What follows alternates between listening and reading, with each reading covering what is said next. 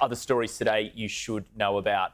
Premier Investments, the retail conglomerate controlled by billionaire Solomon Lew, has reported a near 5% fall in statutory profit to about $271 million during the recent financial year. Premier, which owns the brands Peter Alexander, Smiggle, Just Jeans and Portmans, said sales jumped 9.7% during the 12 months to a record $1.6 billion. The group, which lost its chief executive Richard Murray in August, is still conducting a strategic review into the structure of its business, which includes large equity stakes in the department store chain Myer and the kitchen appliance group Breville. Premier said this morning that it was expanding its Smiggle stationery chain in the Middle East. Premier has reached an agreement with a wholesale partner to open freestanding Smiggle stores in the United Arab Emirates, Qatar, Kuwait, Oman and Bahrain over the next few years. The company paid a final dividend of 60 cents per share, taking the total payout to 130 cents per share for the year.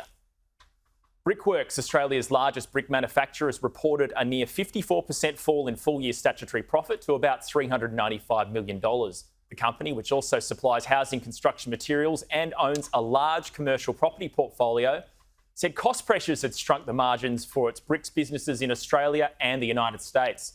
Chief Executive Lindsay Partridge is our special guest on Business Weekend this Sunday at 11 a.m, but here he is speaking to me earlier about Australia's housing shortage.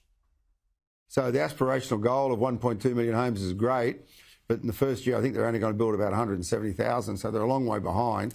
I like what we're hearing about trying to accelerate immigrants. I like what we're hearing about trying to build the missing middle, the 3- and 4-story walk-ups like we used to have, because they're very cheap to build and affordable. They can be built pretty quickly.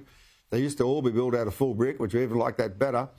But the scale of the task, just to put it into some sort of understanding, we're talking about building here 2.5 Canberras in the next 5 years, 2.5 Canberras. So we're going to need most probably 500,000 people to do it. Chinese property giant Evergrande's shares have been suspended on the Hong Kong Stock Exchange after media reports suggested the chairman of the company had been placed under police surveillance. Bloomberg News reports that Evergrande's billionaire founder Hui Ka Yan is now under police surveillance as his property empire teeters on the edge of collapse. Evergrande's total liabilities are now more than $300 billion. The company, which was founded in 1996, said on Sunday that it had been unable to issue new debt.